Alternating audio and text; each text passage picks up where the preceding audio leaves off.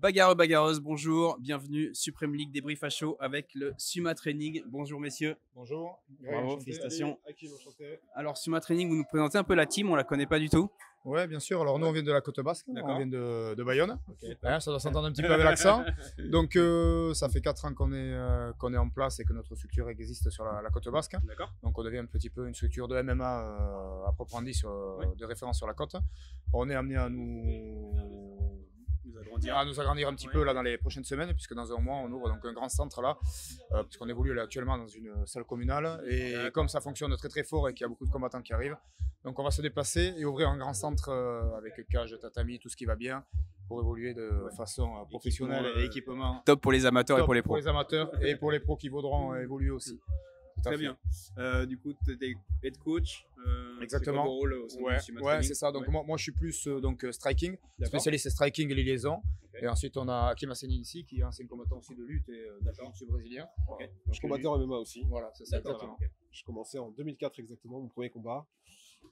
Bien sûr, avec tout ce qu'on connaît de cette partie combat, donc l'Angleterre, l'étranger, tout ce qui s'ensuit, l'Espagne, la Suisse, etc. Voilà. En France n'était pas autorisé. Exactement, exactement. Donc, on était des vilains clandestins, des vilains petits canards. Et donc, du coup, bah, là, on est rentré dans les ordres. Et puis voilà, donc on se connaît depuis plus de 30 ans. Ah, ok. Voilà. Ah, top. Donc, on a évolué dans des sphères différentes, mais grâce au MMA, on est réunis en fait. Donc, c'était quoi l'objectif là de préparer, de faire monter des amateurs? Exactement, exactement. Donc on a le MMA, bon, est en pleine évolution ici en France. Et donc il y a beaucoup de jeunes qui tapent à la porte et qui sont désireux de venir combattre. Donc pour ça, il faut qu'ils soient réguliers. Hein. Et puis donc on les prépare au mieux. Et comme je disais, donc cette structure sera dédiée justement à leur évolution, à toucher peut-être le haut niveau, la performance. Donc voilà, donc ça on le regarde de loin, mais petit à petit on essaie de construire les jeunes avec des soirées comme ce soir que nous a présenté Hatch avec la Supreme League, qui permet effectivement à tout à chacun de venir évoluer ici. Ouais, puis dans de bonnes conditions, parce que voilà, quand on était abatteur à l'époque, c'était très compliqué de trouver une opposition. Il fallait aller combattre à l'étranger et c'était des combats semi-pro forcément, donc du coup, pas évident. C'est ça. Beaucoup de remplacements de dernière minute pour nous, parce que c'était d'abord les Parisiens. Hein, d'abord, faut pas le nier. Et puis bon, nous, on passait. Vraiment la dernière roue du carrosse. Voilà, dernière roue du carrosse. Est-ce que tu veux prendre le mec à 10 jours du combat? Donc ça s'est fait comme ça. Et donc du coup, c'est bien, ça permet d'acquérir des choses. Y aller, pas le choix. Voilà, puis on voyage, on rencontre des gens et tout le monde connaît le système, donc on s'entraîne un peu partout. Et du coup, on évolue tous de notre côté. Parce qu'aujourd'hui, on le voit là, le niveau qu'on a eu les amateurs, ils sont super bien préparés. Enfin, c'est comme des pros, ils s'entraînent en fait. Exactement, mais en fait, on essaie de faire comme les pros. De toute façon, il faut toujours regarder ceux qui sont devant et puis essayer de toucher le ciel. Donc, on essaie d'être aussi bon en striking qu'en lutte, qu'en sol. On essaie de peaufiner. Nous, ce qu'on essaie de faire, c'est d'optimiser vraiment les performances. Donc, autant sur la préparation physique, sur les détails techniques et avec de bonnes liaisons. Donc, autant en striking, en lutte et en sol. D'accord. Et quel aspect vous accordez à la préparation mentale? On sait que c'est quand même assez. Ça devient présent dans les sports de combat. Est-ce que dès le niveau amateur, vous accordez de l'importance à ça? Bien sûr, bien sûr. Nous, la préparation, nous, on l'a fait de façon pyramidale. C'est-à-dire qu'il faut une bonne préparation physique, d'accord. Une fois que la préparation physique est très bonne, on peut parler de préparation technique et de tactique et de gestion. Et quand tout ça est en osmose, quand le cocktail est parfait, mentalement, on se sent très fort, d'accord. Si on est mal préparé, on ne peut pas se sentir fort. Okay. Tu me fais la transition parfaite. C'était quoi la tactique pour ce soir en abordant la Supreme League et en affrontant Platinum? Tout cassé. Non, blague à part. blague à part. L'idée déjà, c'était de conserver les distances, de travailler d'abord à distance pour commencer. Pas rentrer dans la stratégie du clinch parce que je connais un petit peu le père d'Afreville quand même. Et je sais que c'est un petit lascar, j'espère qu'il entendra un petit peu. Oui, voilà, exactement. Donc, l'objectif c'était quand même d'éviter le clinch. D'éviter le clinch, exactement. C'est exactement ça. Exactement. Donc en travaillant pas mal les défenses, les relevés, tout ça. Mais bon, après il y a des gens. Faut pas oublier aujourd'hui qu'on est arrivé avec une équipe un peu B, parce qu'il y a eu beaucoup de travers, des désistements, des gens qui sont partis en formation, des choses comme ça. Donc c'est pas grave, c'est pour une prochaine fois. L'objectif aujourd'hui, c'était plus de faire monter les jeunes et attraper des choses à régler en fait. Donc on sait ce qu'il y a à travailler.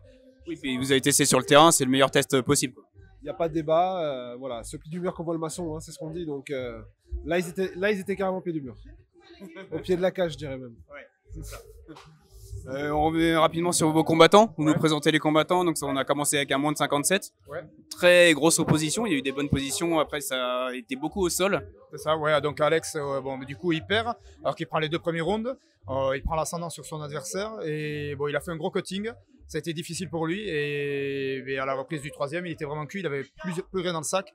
Donc il a vraiment pas pu continuer alors qu'il avait le dessus. Bon voilà, donc Alex qui nous a été prêté par la famille Pythagore, hein, parce qu'on représente Pythagore pour le jiu-jitsu brésilien, donc il vient de Bordeaux.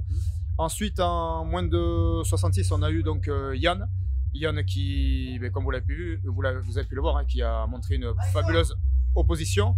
Il a respecté à la perfection les consignes, c'est-à-dire en tournant, reprendre son centre. D'accord, quand on arrive dos à la cage, bien sortir, garder son bras devant. Bon, il a pris le dessus sur l'adversaire, ça lui a valu une victoire. Ensuite, on a. Je te laisse si tu veux. Pour 70, ouais. Pierre, c'est une grosse opposition en face. Ouais, très dur, adversaire très dur. Ouais, c'est ça. Donc Pierre. Ouais. Ah ouais, on s'y attendait totalement. Vous connaissiez ce qu'il y avait en face du coup. Ouais, on savait, on avait une idée. On savait que ça allait pas rester debout. Ouais. Et du coup, ouais, c'est pareil. Pierre a pas beaucoup d'entraînement, mais c'est un militaire, donc avec du caractère. Voilà, donc c'est pour ça. Voilà, très gros mental. Bon là, le cutting l'a un peu flingué aussi. Ça cut beaucoup même en amateur du coup là. Beaucoup, tous, tout le monde a cuté. Combien à peu près? Même dans l'équipe adverse. Pierre 6 je crois de mémoire. Ouais, c'est ça, 6 kg, 5,5, 6, ouais. 6 kg aussi également. C'est quand même pas mal. Ça commence à faire. Il est beaucoup plus dur en temps normal.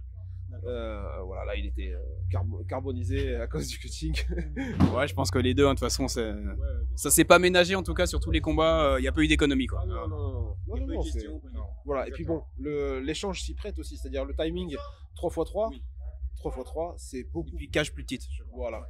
Il y a beaucoup plus d'engagement, tu respires moins, donc automatiquement, il faut mettre un coup de rein pour avancer. Ouais. Et le dernier combat et ensuite, donc, on a Alex qui a à peine 18 ans, donc qui a combattu, il ne faut pas l'oublier, il a à peine 18 ans. Donc il a combattu la semaine dernière, il ne faut pas l'oublier aussi au KOC. D'accord, effectivement. Ouais, donc voilà, mais on n'a pas eu de chance, on n'a pas eu le choix, c'était un plan B, donc voilà, donc il a fallu le prendre. Donc par rapport à la semaine dernière, beaucoup de progression déjà. Hein. Il a vraiment appliqué toutes les consignes. Vous l'avez vu, il a donné un combat vraiment, je pense, exemplaire. Il a tenu, il a respecté vraiment les consignes. Donc après, il est jeune un petit peu. C'est vrai que les coups, des fois, ça peut un petit peu déstabiliser aussi, et on le comprend. Donc, mais c'est comme je lui dis, c'est une belle défaite. C'est une belle défaite parce que je pense qu'il va grandir. Il va en apprendre beaucoup. Il a montré un petit peu qu'il avait du caractère et qu'on pouvait compter sur lui. Mais c'est pour ça qu'il est là aujourd'hui et qu'on avait pris la décision de doubler. Bon, il n'a pas pris de coup la semaine dernière, il n'y a pas eu de KO, des choses comme ça, donc pas trop de fatigue non plus. Donc on en a discuté ensemble, il était OK aussi.